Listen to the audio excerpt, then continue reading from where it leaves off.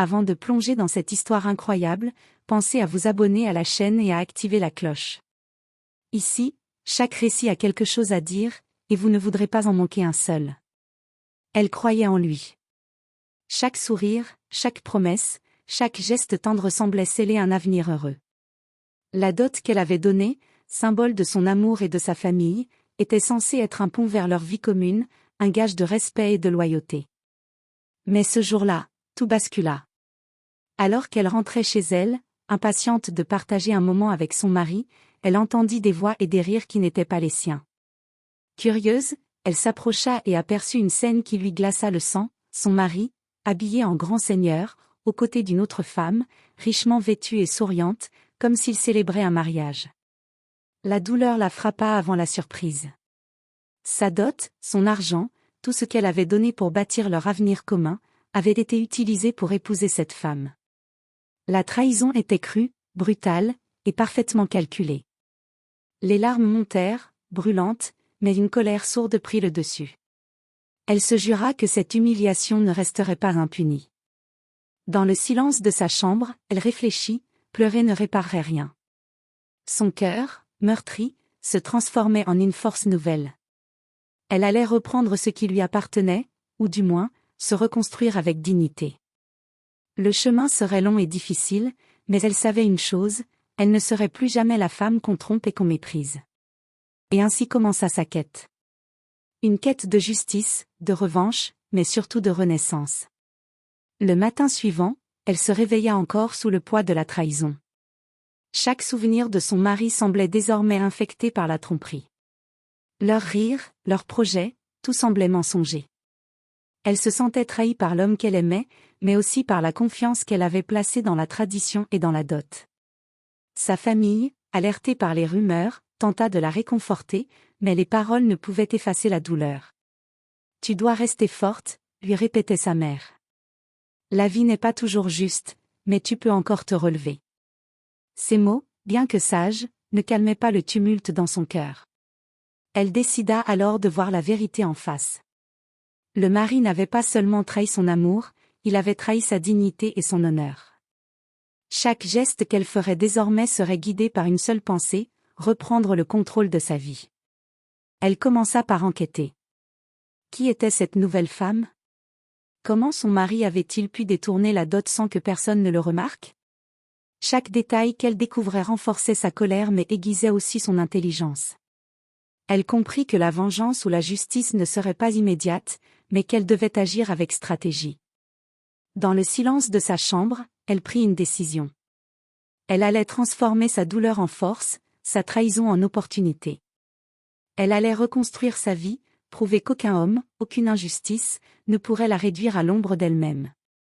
Et le jour viendrait où le mari, qui avait cru pouvoir tout obtenir par la tromperie, verrait à quel point elle était devenue invincible.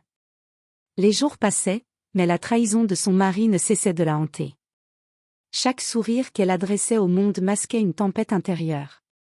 Elle savait qu'agir impulsivement ne servirait à rien, il fallait un plan, précis, implacable, qui lui rendrait justice et protégerait sa dignité. Elle commença par observer. Elle voulait comprendre comment son mari avait pu détourner la dot et épouser cette autre femme sans que personne ne s'en aperçoive. Les conversations discrètes, les visites chez les amis communs et les indices laissés par ses proches lui fournirent peu à peu une carte invisible des manœuvres de son mari. Chaque découverte nourrissait sa détermination, il croyait l'avoir manipulée, mais c'était elle qui allait reprendre le contrôle. Ensuite, elle décida de renforcer ses ressources. Elle se remit à travailler sur ses projets personnels, économisant, apprenant, développant des compétences qu'elle avait mises de côté pendant son mariage. Elle savait que la vraie revanche ne serait pas uniquement émotionnelle, mais aussi sociale et financière. Elle devait se montrer invincible dans tous les domaines. Mais ce n'était pas seulement une question d'argent ou de statut. Elle voulait également que la vérité éclate. Chaque mensonge de son mari, chaque injustice, serait exposée au moment opportun. Sa colère se transformait peu à peu en stratégie, elle devenait calme, méthodique, et surtout, invisible aux yeux de ceux qui la sous-estimaient. Un soir, en regardant le reflet de son visage dans le miroir, elle réalisa à quel point elle avait changé. La femme brisée, trahie, n'existait plus. Elle était remplacée par quelqu'un de plus fort, de plus rusé, prêt à reprendre ce qui lui appartenait. Et dans le silence de cette nuit, elle fit un serment, le mari, qui avait cru pouvoir l'écraser, verrait bientôt que sous chaque trahison se cache une force prête à se révéler. Après des semaines de préparation silencieuse, elle était enfin prête à passer à l'action. Chaque information recueillie, chaque ressource accumulée, chaque allié discret qu'elle avait trouvé formait maintenant un réseau invisible autour de son mari. Il croyait qu'elle était encore la femme brisée, celle qu'on pouvait ignorer et mépriser. Il allait bientôt découvrir qu'il s'était trompé. Elle choisit d'agir subtilement. Plutôt que de se précipiter dans un face-à-face immédiat, elle décida de créer une situation où la vérité éclaterait d'elle-même. Grâce à ses contacts, elle commença à dévoiler, petit à petit, les manigances de son mari, les factures falsifiées, les témoins de ses mensonges, et surtout, la manière dont il avait utilisé sa dot pour épouser une autre femme. Chaque détail était soigneusement préparé pour que le choc soit maximal quand la vérité surgirait. Le moment arriva lorsqu'une réunion familiale fut organisée, un prétexte pour célébrer un événement quelconque. Elle entra dans la pièce, calme, maîtrisée, tandis que tous les regards se tournaient vers elle. Son mari, surpris par sa présence inattendue, sentit déjà un frisson d'inquiétude. Elle ne dit rien au début, laissant le silence peser. Puis, progressivement, elle commença à dévoiler les preuves, avec des faits clairs, des témoins, et des documents qui ne laissaient aucune place au doute. Le visage de son mari passa de la surprise à la panique. Les invités, médusés, découvraient la vérité qu'il avait cru pouvoir cacher. La nouvelle femme, elle aussi, comprit l'ampleur de la trahison. Les regards se tournèrent vers lui, l'homme qui avait cru pouvoir manipuler tout le monde, et désormais, il était seul face à ses actes. Mais elle n'avait pas agi par vengeance aveugle. Chaque mot, chaque geste, visait à restaurer sa dignité et à faire éclater la vérité, pas à humilier gratuitement. Elle savait que sa vraie victoire serait de reprendre sa vie en main, de reconstruire son avenir loin de cet homme qui l'avait trahi. Alors que la soirée touchait à sa fin, elle quitta la pièce avec un calme implacable, laissant derrière elle le chaos qu'elle avait orchestré. Pour la première fois depuis longtemps, elle se sentit libre. La confrontation était terminée, mais son chemin vers la renaissance ne faisait que commencer. La tempête était passée, mais le calme qui suivait était bien plus puissant que n'importe quelle confrontation. Elle avait exposé la trahison de son mari, restauré sa dignité et laissé chacun réfléchir à ses actes.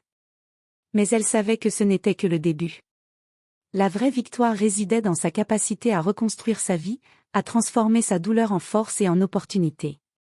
Elle commença par reprendre ses projets personnels, ceux qu'elle avait mis de côté pendant le mariage. Avec énergie et détermination, elle se lança dans ses études, son travail, ou même dans des investissements qu'elle avait toujours rêvé d'entreprendre. Chaque petit succès était une victoire sur son passé et un rappel que sa valeur ne dépendait pas des hommes qui l'avaient trahi. Mais sa renaissance ne se limitait pas au matériel. Elle reconstruisit aussi sa confiance, son estime de soi, et ses relations avec sa famille et ses amis. Ceux qui étaient restés à ses côtés pendant l'épreuve devinrent ses véritables piliers, et elle apprit à discerner ceux qui méritaient vraiment sa loyauté. Un jour, alors qu'elle contemplait les résultats de ses efforts, elle réalisa que la femme brisée et trahie n'existait plus.